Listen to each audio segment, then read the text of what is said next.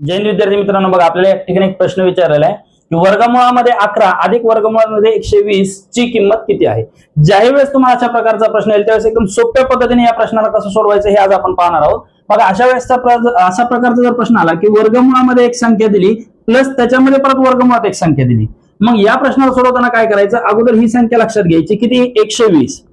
आता या 120 ला 4 ने कंपल्सरी भाग द्यायचा. इथली मधली जी काही संख्या असेल ना त्याला कंपल्सरी 4 ने भाग द्यायचा.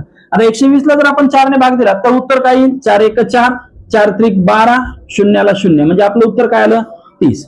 बस तुम्हाला एकच गोष्ट करायची, आता या 30 चे असे अवयव पाडायचे की त्यांची बेरीज ही संख्या आली पाहिजे.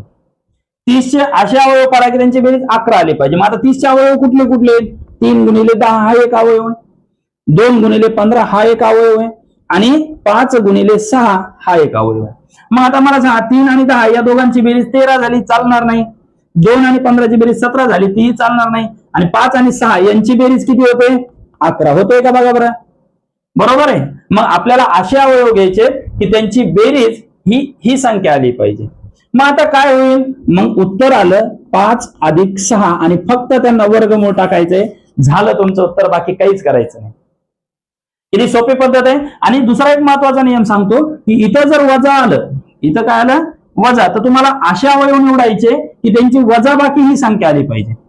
प्लसचं चिन्ह आलं तर अवयवांची बेरीज ही संख्या आली पाहिजे, वजा चिन्ह आलं तर अवयवांची वजाबाकी ही संख्या आली पाहिजे. एवढंच करायचंय आणि त्या आलेल्या उत्तराला किंवा आलेल्या अवयवांना वर्गमूळ चिन्ह टाकायचे, म्हणजे आपलं उत्तर आहे पर्याय क्रमांक 4, वर्गमुळात 5 अधिक वर्गमुळात 6. ही ट्रिक तुम्हाला कशी वाटली हे नक्की कमेंट करून सांगा. जय हिंद.